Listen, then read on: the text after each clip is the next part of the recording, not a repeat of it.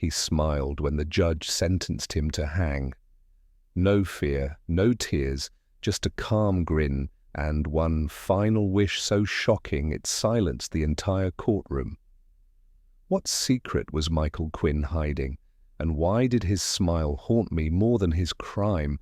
I still remember the look on his face as the verdict was read.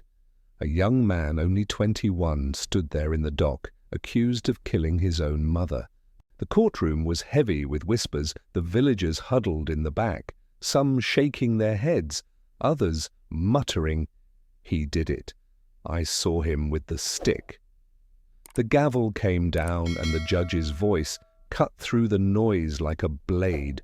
"Michael Quinn, you are hereby sentenced to death by hanging, execution to take place in 2 months. Gasps rippled through the room. Mothers clutched their children, men shifted uneasily in their seats. Everyone seemed satisfied that justice had been served, everyone except me. Because as the words death by hanging echoed in the chamber, Michael did something that froze me to the marrow. He smiled. It was not the smile of a criminal who had outsmarted us, nor the hollow grin of a man who had lost his mind. It was calm, deliberate, almost serene. I had arrested him myself in that village just outside Manchester. His mother lay bleeding on the floor, his hands wrapped around a wooden stick. The neighbors swore it was him. And yet there he was in court, staring at the judge, listening to his death sentence, and smiling as though he knew something none of us did. Then came the question of his last request. Every condemned prisoner is offered one, and most choose something predictable, a favorite meal, a final letter, the company of family. But Michael's voice was steady when he spoke, and what he said shook the entire court. "My final wish," he declared, "is to spend one night with a virgin." The gallery erupted. People gasped. Some laughed nervously. Others cursed him under their breath. Even I, standing just a few feet away, felt the ground shift beneath me. How could he, moments after being told his life would end on the gallows, utter such a thing? Was it perversion, arrogance, or something else? His calmness, his strange demand. It was as though he wanted to provoke us, to force us into listening in a way we hadn't before. I tried to keep my face impassive, but my mind spun. For all my training, all my belief in the system, I felt a flicker of doubt. No guilty man smiles at death. No guilty man asks for something so outrageous. The courtroom believed they had witnessed evil. I wasn't so sure. I led him back to his cell that day, the iron cuffs cold around his wrists, his steps steady, unhurried. He did not protest. He did not plead. He did not curse me as many before had done. Instead, he sat down quietly in the corner, looking out through the bars as if the world outside was nothing more than a passing dream. His silence haunted me, and his smile, God, that smile lodged itself deep in my mind, a question I couldn't shake. I was a police officer, sworn to uphold the law, yet I found myself staring at this young man and wondering if we had all been too quick to decide. If the truth we had accepted so easily was in fact nothing more than an illusion. That night, as I walked the dim corridors of the prison, my boots echoing against the stone floor, I stopped outside his cell. "Don't you care?" I asked him. "Don't you realize what's going to happen to you?" He turned his head, slowly met my eyes, and gave me that same faint smile. No words, no explanations, just silence. It wasn't the silence of guilt, it was the silence of someone waiting. Waiting for me to look deeper, waiting for me to listen. And in that moment I felt the first spark of something dangerous, doubt. You see, this is not just a story about crime and punishment. It is a story about truth, about how easily it can be buried under rumors, fear, and haste. And it is a story that will take you into the heart of a mystery far darker than anyone in that courtroom imagined. Stay with me, because what I discovered next turned the entire case upside down. If you are new here, make sure you subscribe to this channel and turn on the notification bell. Your support gives us the strength to keep creating stories like this. Stories that challenge what you think you know and take you into the shadows where justice hangs in the balance. Now let me ask you something. Do you believe Michael's strange smile and shocking wish were signs of guilt or signs of innocence? A, he was guilty, mocking the system. B, he was innocent, trying to send a message. Leave your answer, A or B, in the comments. I want you to think before we go further. I could not sleep that night. The echoes of the trial, the gasps of the villagers, the judge's cold words, and above all that unsettling smile haunted me like a whisper in the dark. I had seen fear in men before. I had seen anger, rage, denial, even desperate bargaining when the weight of justice fell on their shoulders. But I had never seen serenity. Michael Quinn's composure gnawed at me, twisting something inside I could not name. I walked the long corridors of the prison, the heavy doors clanging shut behind me, the air thick with damp stone and faint echoes. As I passed the cells, most of the men shouted, begged, or turned away. But when I reached his, Michael was sitting perfectly still. The dim light fell across his face, casting a shadow that made him look older than his years. He wasn't pacing or gripping the bars, wasn't crying into his hands. He was simply waiting as though none of this concerned him. I stopped, my boots clicking against the floor. "Do you not feel anything?" I asked, my voice harsher than I intended. "You've been sentenced to hang. You'll be dead in weeks." He turned his head, slowly his eyes meeting mine with a quiet steadiness that unsettled me more than defiance ever could. For a moment I thought he might speak. Instead he smiled faintly, then returned his gaze to the wall. That smile again, so infuriating, so calm, so alien to the fear I had expected. Anger flared in me, but beneath it another feeling stirred doubt. That dangerous seed lodged itself deeper. I wanted to believe I had done my job, that the arrest was sound, that the evidence was clear. Yet everything about his demeanor told me I was missing something. His strange request in court was not lust, not arrogance. It was deliberate, almost theatrical, as if designed to shock me into looking further. Was it his way of forcing someone, anyone, to listen? Back in my quarters, I poured myself tea and stared at the steam curling upwards, my hands tight around the cup. Every instinct told me to dismiss it, to accept the case as closed. But my mind replayed the scene in the village, his mother on the floor, the stick in his hand, the villagers crying out for blood. It had all seemed so certain. Yet certainty now felt like quicksand beneath my feet. I thought of my oath when I joined the police, to protect the innocent, to pursue the truth, no matter how dark the road. But what if we had already condemned the wrong man? What if the truth had been buried in the haste to satisfy the crowd? It would not be the first time fear and rumor drowned out reason. I had seen it before, small mistakes swept aside, details overlooked. And there was his silence. Not the silence of a coward, nor of a liar trying to shield himself, but the silence of someone who had lost faith in words. Someone who had been judged before he could speak. His eyes that night seemed to hold a question, as if he was asking me whether I had the courage to doubt my own certainty. I lay awake until dawn, the walls of my room closing in. The city outside stirred the drizzle, tapping softly against the window. Still, I could not shake the thought that something was terribly wrong. The official story fit too neatly, the villagers too eager to condemn the trial too swift. And Michael's calmness, that strange calmness, hung over me like a storm cloud. By morning, I knew the truth. I would not be able to walk away. I had never been one for superstitions, but I believed in instincts, and mine was screaming now. I could not tell anyone, not yet. To question the verdict was to question my own department, the very system I served. But inside me, the battle had already begun. I looked at myself in the mirror before heading back to the station. My uniform sat sharp on my shoulders, my badge gleamed under the light.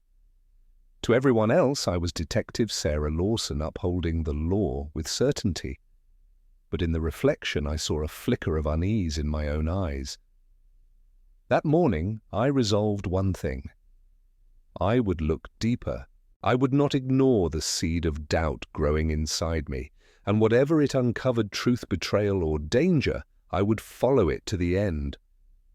For if Michael Quinn was truly guilty, then my questions would matter little.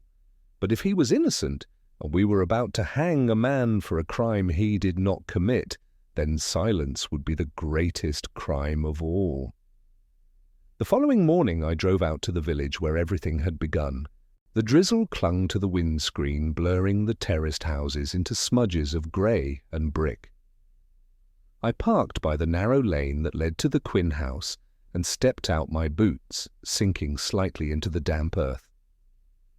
The street was quiet, too quiet, as though the entire neighbourhood wished to bury the memory of what had happened there.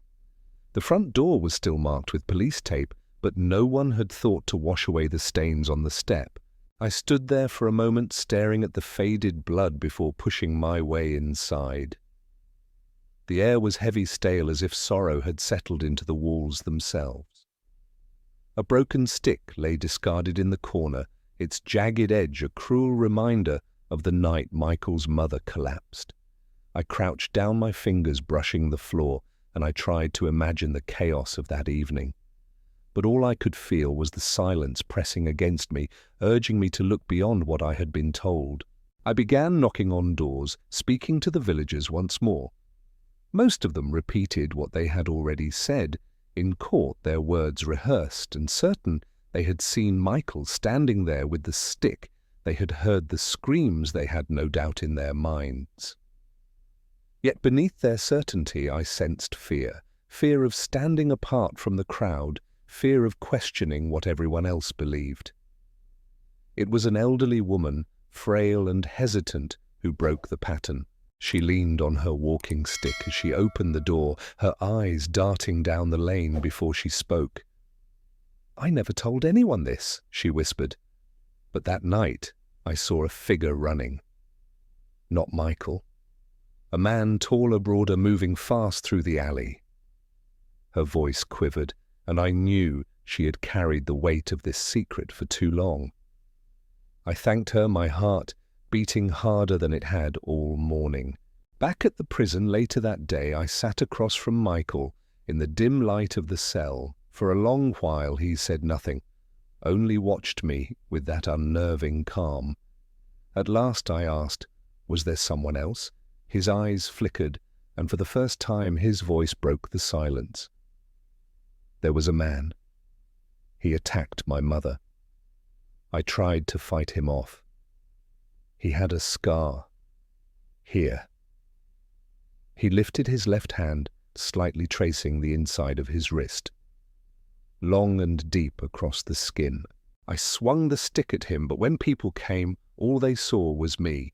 They never listened. The words struck me like a hammer. That scar, that single detail, had never appeared in the case file. No statement, no report, nothing. I wrote it down, though my hands trembled as I did. Either Michael had invented it, or we had missed something vital. Days later, I found myself sitting in my car on the outskirts of Manchester, watching a row of crumbling flats. My gut told me the answer lay here. Hours passed before I saw him, Harold Stone. His build was unmistakable, tall and broad, his shoulders hunched beneath a heavy coat. He lit a cigarette, and in that brief glow I saw it, the scar. Pale and jagged, running across his left wrist, exactly as Michael had described. My breath caught. It could not be coincidence. I knew his name, knew his history, a string of burglary charges, a reputation for violence, and yet no one had mentioned him in the investigation. He moved off into the night, but the image of that scar burned into my mind like fire. That evening I made a choice I knew could end my career. I waited until Harold left again for the pub, his steps heavy, his voice slurred with drink. Then I slipped inside his flat. The stench of stale smoke and cheap spirits wrapped around me as I searched. My torch beam fell on a coat draped carelessly over a chair. I reached out and froze. The sleeve was stiff with what looked like old blood. My pulse hammered in my ears. On the table nearby sat an ashtray overflowing with cigarette butts. I pulled a small evidence bag from my pocket, my hand shaking as I worked quickly. Every instinct screamed at me to leave, but I forced myself to stay calm. I collected what I could, a scrap from the coat, a cigarette butt, photographs of the room. Then, before my courage broke completely, I slipped back out into the damp night. The cold air hit me like a wave, but I hardly noticed. I had what I needed. As I drove back through the sleeping streets, my mind was ablaze. Michael's silence, his strange wish, the smile in court, all of it began to take on new meaning. He had been waiting for someone to see what no one else would. For the first time since this case began, I felt the faint, dangerous pull of the truth. I carried the evidence back to the city with a weight pressing so heavily on my chest that it almost hurt to breathe. The coat wrapped in a bag, the cigarette butt sealed in plastic, the photographs burned onto my phone, each of them felt like fragments of a truth waiting to be pieced together. But truth, I knew, could be as dangerous as a loaded weapon. There was only one man I trusted with this. Henry Cole had worked in forensics longer than I had been alive. He was quiet, meticulous, and above all, incorruptible. Late that evening I found him in the lab, the glow of fluorescent lights bleaching his features pale. I placed the evidence on his desk, lowering my voice so no one else would hear. "Henry, I need this analyzed," discreetly. "It mustn't go through the official channels. Can you do that?" He studied me for a long moment, his brow furrowing. "Sarah, you realize what you're asking. If this is tied to that boy Quinn—" "It is," I admitted, "and if I'm wrong, then I'll take the consequences. But if I'm right, an innocent man is about to hang." The silence stretched between us, thick and heavy. Finally, Henry nodded. "Leave it with me, but be careful. If word gets out, it won't just be your badge you risk. It could be more." For 3 days, I lived on edge sleep, slipping through my fingers, every ring of the phone sending my heart racing. I patrolled the prison corridors, my eyes meeting Michael's through the bars. He never spoke, but the faintest flicker of hope seemed to glint in his eyes, as though he sensed something shifting. I didn't dare speak to him, not until I knew for certain. When Henry finally called, his voice was low, almost grim. "Sarah, you need to come in." I drove through the rain, my grip tight on the wheel, and when I entered the lab, Henry handed me the file without a word. My eyes skimmed the report, and each line struck like lightning. The blood on the coat matched the victim, Michael's mother.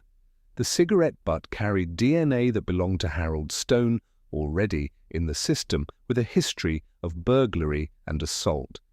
My knees nearly gave way. Relief surged through me, followed by dread. I had proof strong enough to open the door to justice, but also dangerous enough to paint a target on my back. The next morning, I took the findings to my superior. His office smelled of stale coffee and old leather, the blinds drawn against the drizzle outside. I laid the report before him, my voice steady, though my pulse thundered in my ears. "Sir, the evidence indicates Michael Quinn is innocent. Harold Stone is the likely suspect. We need to reopen the case." He read in silence, his expression tightening with every line. Then he closed the folder and pushed it back across the desk. "Detective Lawson, this case is closed. The sentence has been passed." You're treading on thin ice. With respect, sir. The evidence is clear enough. His voice cracked like a whip. Do you want to destroy your career? Do you want to drag this department through the mud? Leave it alone. I left his office with fire in my chest and fear coiled tight in my stomach. They wanted silence. They wanted finality, no matter the cost. But I couldn't walk away. Every fibre of my being told me the system was about to kill an innocent man, and I would be complicit if I did nothing. That night I sat alone at my desk, the rain ticking against the window, the city outside lost in shadow. I thought of Michael, his quiet resignation, the faint smile he carried like a secret. I thought of his mother robbed of life, and how her true killer walked free while her son bore the blame. My hands shook as I wrote out a report, each word cutting into the page like a blade. But I knew it would not be enough. They would bury it as they had already tried to bury the truth. So I did what I had sworn I would never do. I reached for my phone and made a call, not to a colleague, not to a superior, but to a journalist I trusted. I gave just enough a whisper of the evidence, the hint of a miscarriage of justice. By dawn, the headlines blazed across Manchester. New evidence suggests wrong man sentenced to hang. The department erupted. Phones rang, officials scrambled, the press circled like wolves. My superior's glare was sharp enough to cut glass, but he could no longer silence me. The people wanted answers. The case had to be reopened. And as the storm broke around me, I knew there was no turning back. I had chosen my path, and whatever came next, suspension, disgrace, even danger, I would face it, because justice, fragile as it was, demanded it, and because a young man's life still hung in the balance. The morning Harold Stone was taken into custody, the air in Manchester carried the taste of rain and electricity, as if the city itself knew a storm had broken. I was there when they dragged him out of his flat, his voice rising in curses, his shoulders twisting violently against the cuffs. He was taller than most of the officers, his presence brutish and raw, but he could not hide the scar. Under the harsh light, the pale line carved across his left wrist glared like a signature, the final confirmation of everything I had uncovered. I should have felt triumph, but what I felt instead was a fragile, almost unbearable relief.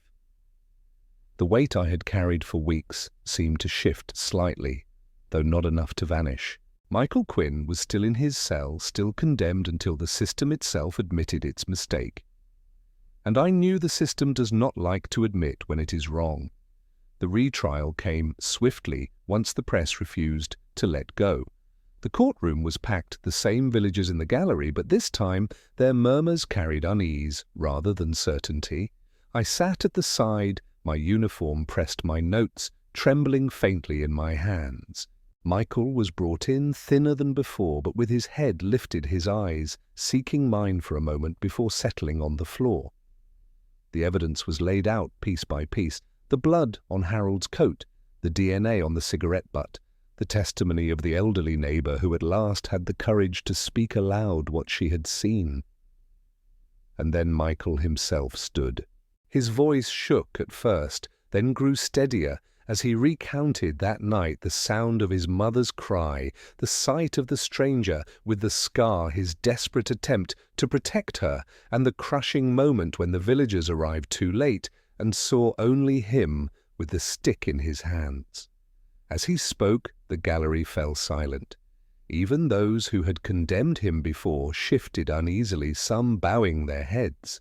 And when Harold was asked to stand his history of violence laid bare, the scar, visible to all the truth, no longer had anywhere to hide. The judge's words came like a tide breaking over stone, the conviction overturned, the sentence quashed. Michael Quinn declared innocent. The sound that followed was not applause, but a deep exhale, as though the entire room had been holding its breath. Michael turned to me then. His eyes, once resigned to death, were wet with tears he had held back for too long. If you hadn't listened, he whispered, his voice breaking, I'd be dead now. I wanted to tell him it was nothing more than my duty, but the truth was more complicated. I had doubted when no one else dared. I had risked my career, my name, perhaps even my safety.